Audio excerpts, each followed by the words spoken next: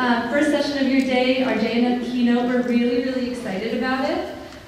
We hope everyone got a good night's rest because you're going to need all the energy you have for the next 2 days. All the keynotes, the sessions, all our late night events. It's going to be really fun. I would like to take a moment to introduce myself. If you haven't already met me, my name is Neha Parikh. I am this year's Director of Project Development for the YJA Executive Board and one of your JNF co-leads. Hi, everyone. So if you haven't met me already, my name is Krupa Shah. I'm the other JNF co-lead, and hopefully you all are enjoying the convention so far. I know it's only been a day, but there's a lot of really fun stuff to look forward to. It's really great to see all of JNF in the room for the first time. I know a lot of you are first-timers, so hopefully this convention is one of many that you attend. We're really excited for this keynote and all the sessions we have planned, and hopefully you guys are all jazzed up for tonight too, because it's going to be a lot of fun.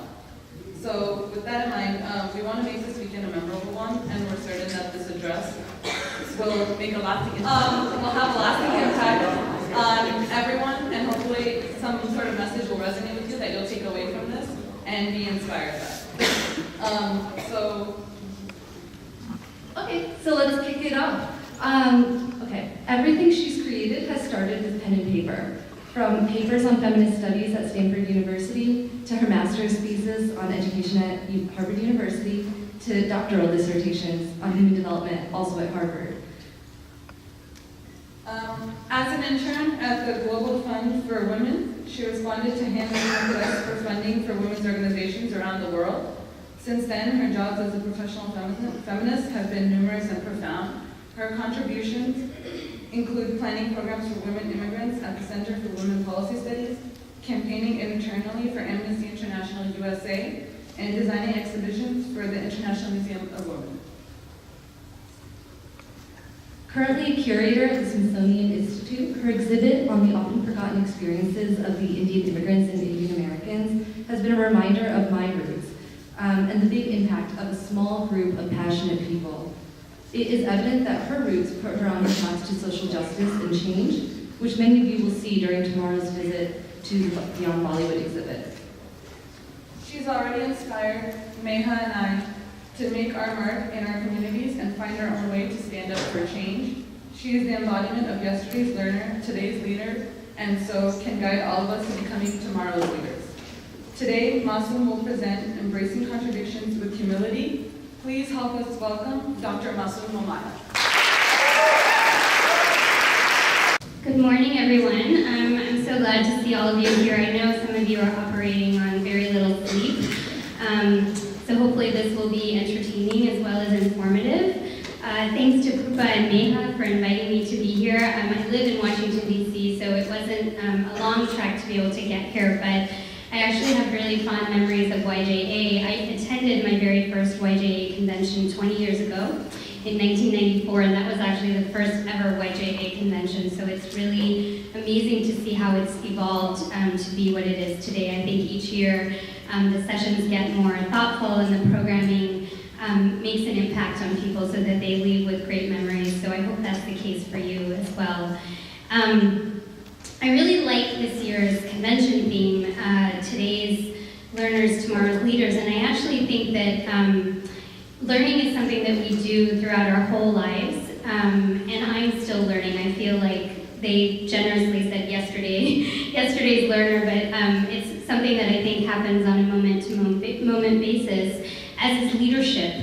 We never know when we're going to be called on to lead in large ways and small. Sometimes that may be troubleshooting things amongst our family and friends or at school or at work. And sometimes it can be bigger things like giving a keynote speech or making a large public decision on behalf of a lot of other people. But leading, I think, is also something that happens throughout our lives, and there's many opportunities to do that. So in preparing to speak today, I actually did write some of the speech by hand. It's just one of the ways that I tend to think best, by putting pen to paper. But I've been thinking about my own experiences as a leader. And one of the things that I've observed as I've gone through my career and my life is that I've been presented with situations that are more and more complex. And there are more contradictions embedded in them. And one thing that's really helped me handle these situations situations is bringing humility to them. So I'm going to tell you 3 different stories today that will illustrate this particular theme, and I hope that it will inspire you to think about some of the decisions that you may be facing now, or as you come across them in your lives, that it will be helpful for you to think about this through the framework of humility.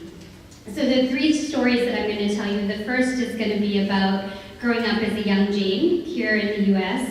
The second is about my work in women's rights globally, and the third is an example from my experiences at the Smithsonian, which, as they mentioned, is where I currently work.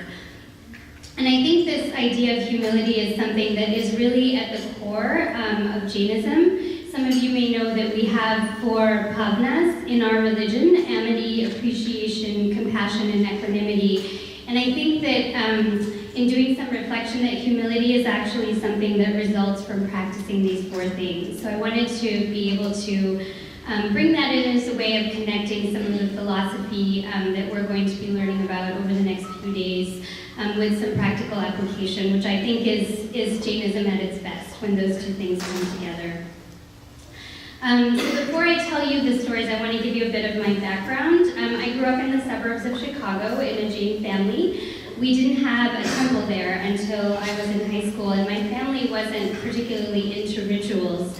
But my parents really liked learning about the philosophy. So I remember as a little girl being dragged, and I will emphasize the word dragged, to school auditoriums and gyms to listen to lectures whenever a religious scholar would come to town. And of course, as a kid, I was bored, and all I wanted to do was go outside and play instead. So I remember when a temple was finally built in our area, which wasn't until I was actually almost done with high school, the community really embraced it as a place for so many things: for worship, for ritual, for celebrations of important moments in life like births and weddings and deaths, and also for education, and specifically a pathshala, where people of all ages could come a few times a month to learn the philosophy, the stories, the rituals, and practice different applications. So I'm not someone who currently visits a Jain temple on a regular basis, but I do feel very connected to the philosophy embodied in the religion. And one of the strongest pulls for me has been this principle of the equality of all souls. So Jainism views all souls, regardless of things like race, nationality, gender, or species, as you know, as equal and as worthy of value and respect. And so, because this principle has always been very important to me, it's also very evident to me when there are contradictions. So, for example, when that belief isn't actually played out in practice, including in our temples. And I'm sure that some of you have seen this as well. It's true of every religion. I don't mean to actually single out Jainism, but I'm using that as an example because it's the one that I'm most familiar with. And the examples that I'm going to share today involve sexism within the religion, but they're meant to be an illustration of how to work with contradictions more broadly when you observe them. So stay with me through this particular story. So the first time I actually remember going to a temple outside of India was in England. I was there early in high school in a place called Leicester, and there were a bunch of us who were Jain kids from throughout the US. And we were visiting Jain kids in the UK and traveling around a bit in the country. And there's a sizable Jain community in Leicester, which is this area in the north of England. And as soon as I entered the temple there, and again, remember, this is the first temple that I had seen sort of outside of India, I saw a sign that said, menstruating women should not enter the temple. And I remember feeling that this was really unfair and contrary to this principle that all souls were equal. But being a visitor in a new community, I just kept quiet, and I sort of moved on, and I didn't say anything. And then when our temple opened in Chicago, there's a lot of discussion as to whether Malinath Bhagwan should be represented as a woman. Some Jains believe that she was a woman, others don't. There is not consensus around whether women can attain liberation in our religion. So when we were putting up that temple and figuring out how to represent the different idols, there was some discussion around this, and there still is today. And this seemed really interesting to me because there was also a book published at that time called Gender and Salvation. Some of you have read it, may have seen it or read it or heard about it. kind of discussing this and examining this very issue, going back to our scriptures and the scholarship and things like that. But I remember being really angry at that time because I felt like, I was in high school, I was sort of experiencing the world, in my own way, kind of starting to become an adult and feeling like, why in this religion that had given so much to me was there this restriction, or was there this question around whether men and women had this equal path to liberation. And so I remember asking the elders in the temple very irreverently, why do women in our temple not get as much respect as onions and potatoes? We really, take care in our food. Onions and potatoes are never allowed on the premises. There's this deep reverence, but it doesn't seem to be applied that way to women. And I remember, being an angry teenager at that stage. And I go back to visit this temple fairly often. My parents still live in the area.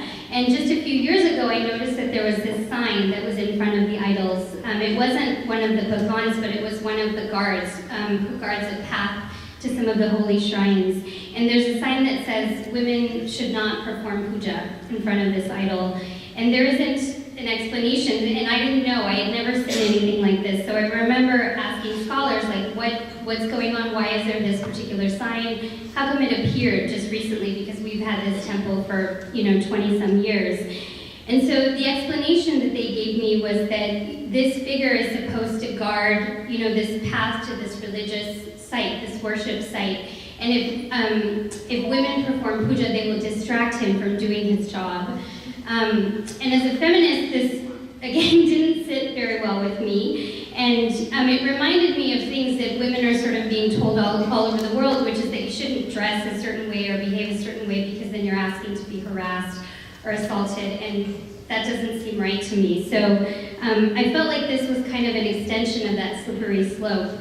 And instead of being kind of the angry teenager that I was, a number of years ago, I decided to kind of let it be, to do some writing about it and also to talk about it. I'm telling you about it here today, but I also spoke about it at the Midwest Youth Convention a couple of years ago. So I'm telling this story because these are sort of 3 examples of sexism that I saw kind of at different points in my life, at different points in my own development, and I also responded to them in different ways. Some of this was about maturity in terms of me sort of understanding how best to make change. Some of it was about being strategic, and I know that within our temple, sometimes raising things publicly is effective, but other times it's not. It's not necessarily the best way to get things done or to make change. And that's something that I've learned kind of as I've gone along, and that I've also trial and error, that I've experimented with. And so now, these days, my strategy is to raise awareness more broadly about these issues and let people think about them and decide for themselves, and also raise questions when and where they feel appropriate, which I think is, again, something that is at the cornerstone of our religion in terms of inviting reflection, inviting contemplation, inviting people to use their experience to kind of examine what they feel like is and is not consistent with the philosophy. And I think our religion is also a living, breathing entity that's changing. It's changing with the issues of the time. It's changing with the members who are part of it, who raise different conversations and different questions. And so I think this is a part of our evolution, and it's actually one of our responsibilities as leaders and as learners to raise these questions. I think it also touches on another very important principle in our religion, which is anekanpad, which is that none of us has the full picture, none of us knows all of the different aspects of truth. All of our perspectives are always partial. And in raising some of these issues and talking to people, I found out more about where they're coming from and why they believe what they believe. Some of it is, things that have been passed down to them. Sometimes it's, what they've come to through their own thinking. Sometimes it's just wanting to be part of the crowd and sort of follow along. And so I think it's as important to understand where people are coming from as it is to sort of raise these questions. And I think putting the two of them together can often be the most strategic, I think, in terms of making change. So sometimes this reflection and this understanding of other people's perspectives has actually caused me to change my actions, to do things differently. And this is the case in my work in women's rights globally. So I've been an activist around issues of women's rights for almost 20 years. Since I was in high school, working with organizations like Amnesty International, also working with local foundations. My very first job was in a domestic violence shelter where I would babysit kids, but then I would also help kind of collect data. And I remember that the very first case file that I saw was actually of my ballet teacher. I had taken lessons from her growing up. I'm sure some of you have had this experience, the only brown ballerina in a sea of white people. But I had known her for many years, and I hadn't realized that she had been experiencing this and had come to the shelter multiple times. And so this was as I sort of worked more deeply into these issues, it became very personal to me to know people who were affected by them. And one of the things that's been most amazing as I've traveled around the world and talked to people is that there are so many people everywhere who believe in equality and justice, and it could come from different experiences in their background. It could come from another faith tradition. It could come from something that they've experienced in their country, like long-standing oppression or some sort of revolution.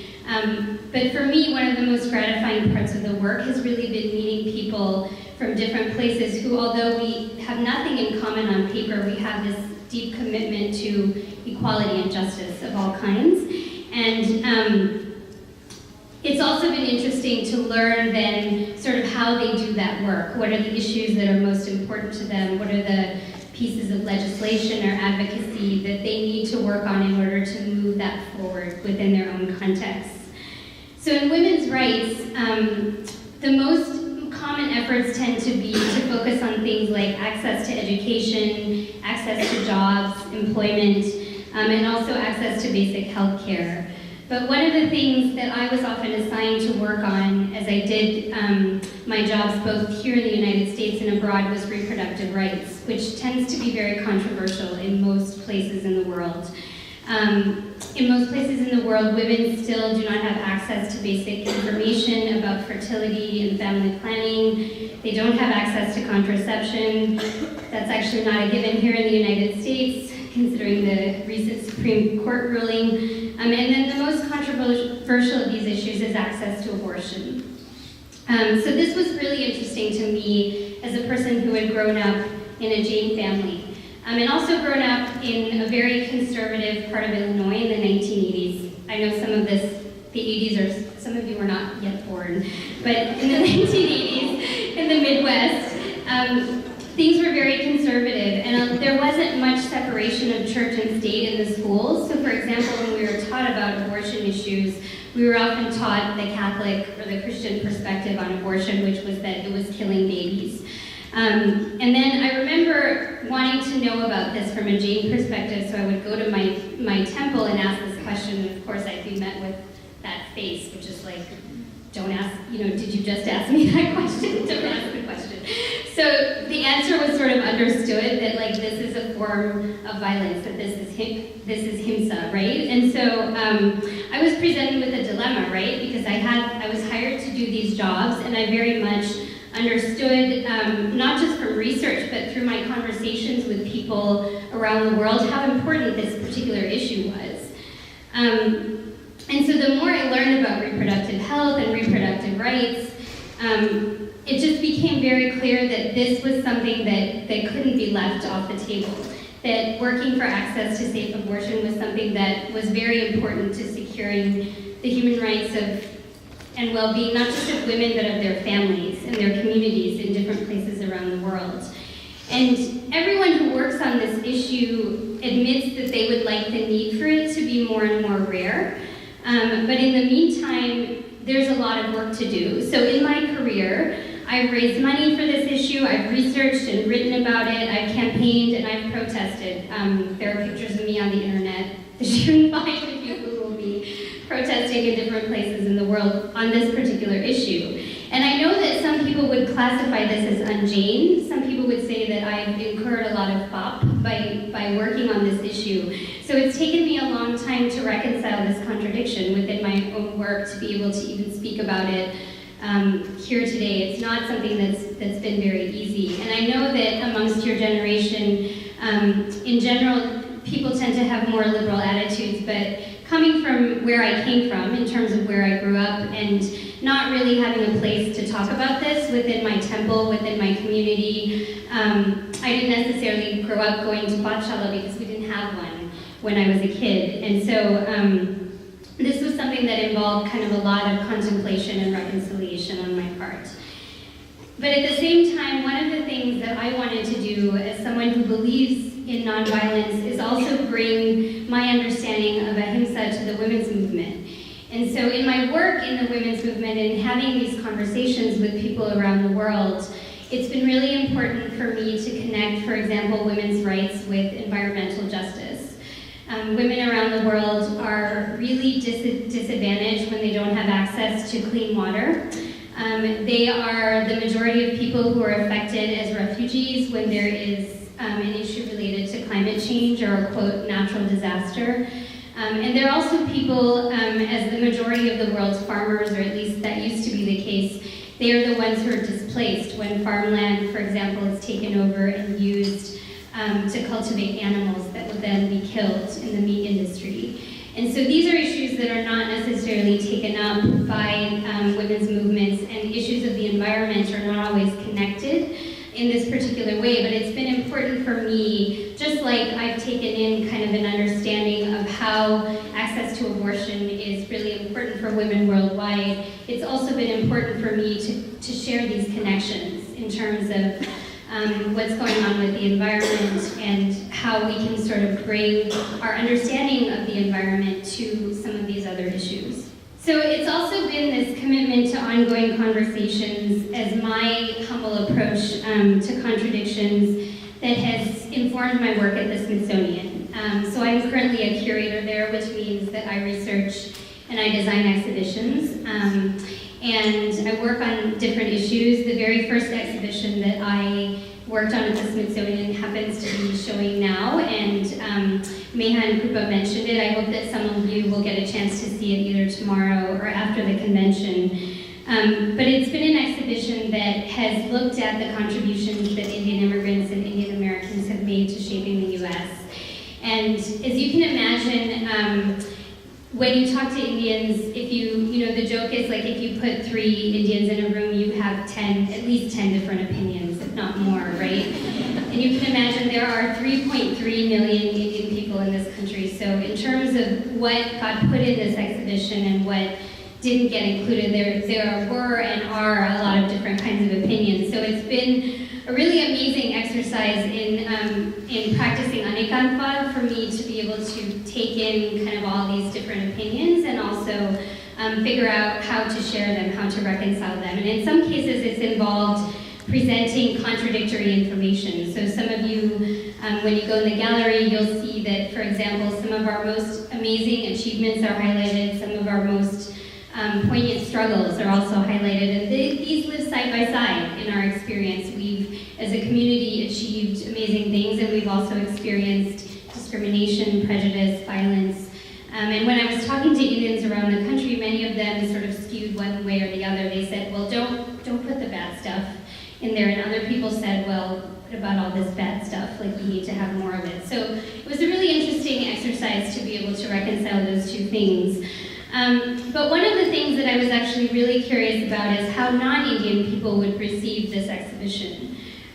Those of you who may not have kind of encountered museum studies may not know that they have a really interesting history. So museums have been part of empires historically, and what that meant was that European powers would go to places around the world, namely Asia, Africa, the Middle East, Latin America, and they would take stuff and they would put it in museums and display it as sort of exotic and primitive objects. And so essentially everyone who was a black or brown person had their history, their scientific understanding, their arts, their knowledge kind of captured and in most cases stolen in this way and portrayed. Not unlike sort of slaves were stolen. People were stolen from different parts of the world and enslaved in different societies. And so when I was working on this exhibition, I was wondering if there sort of would be more of the same? Like, would people come into this, even in the 21st century, expecting to see sort of stereotypes?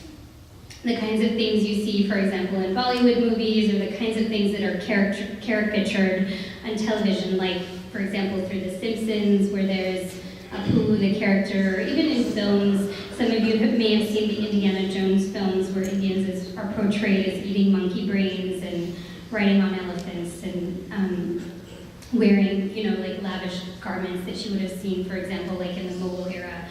And all of us know that we don't live like that on a day-to-day basis. But it is sort of what is in the imagination in the United States and in many places in the world.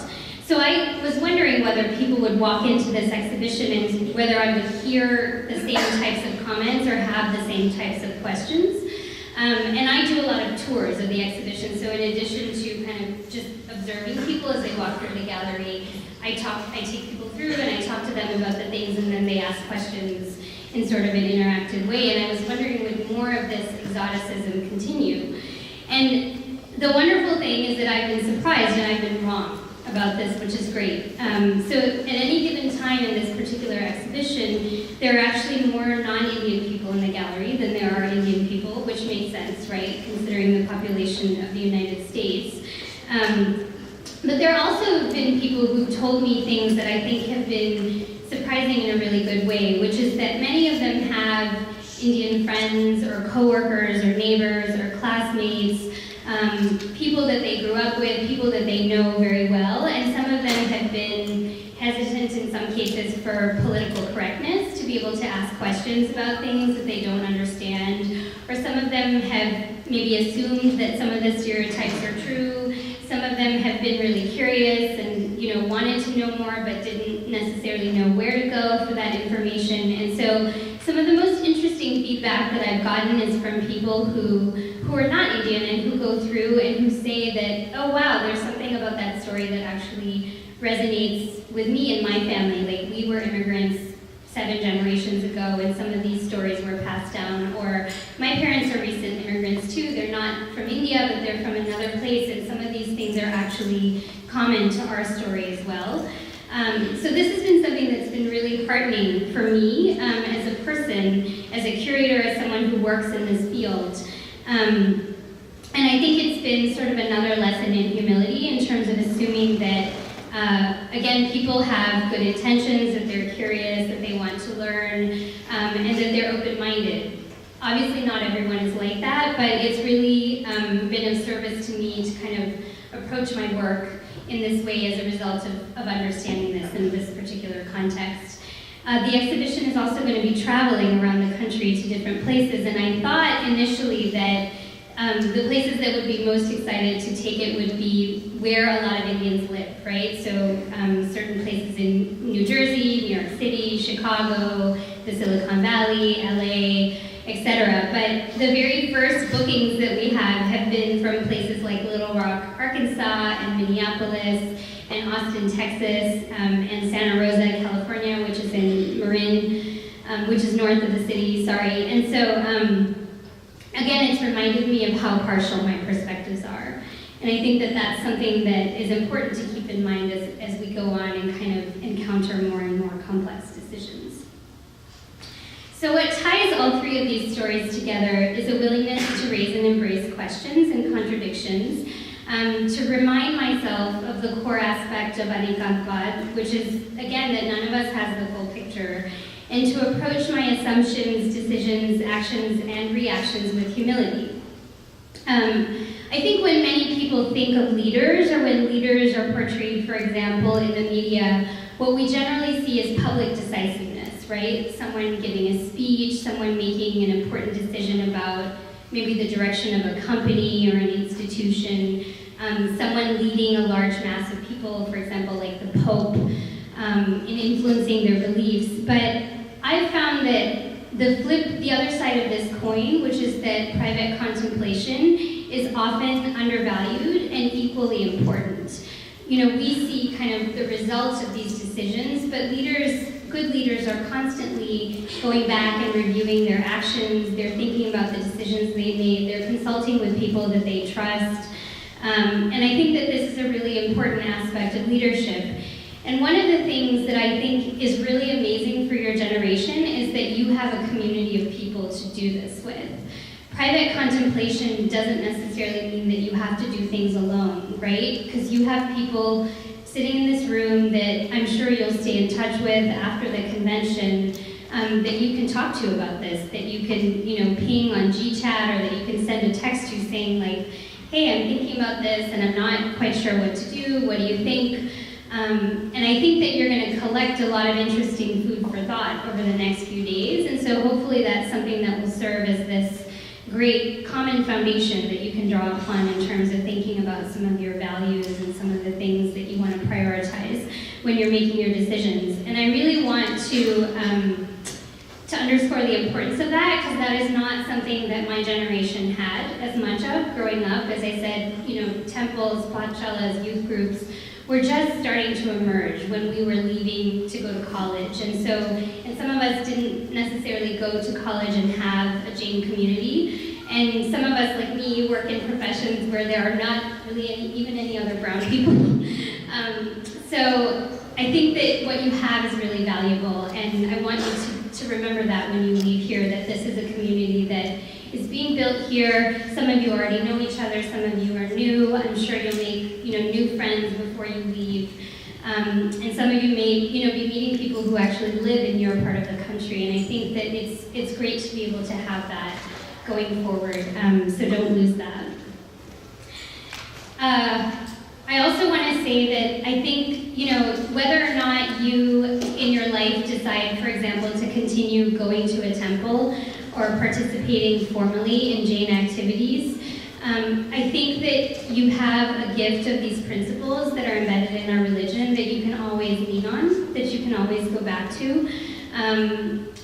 I travel all over the world, and sometimes I'm in contexts that are really unfamiliar to me, and I feel a little bit kind of like a fish out of water.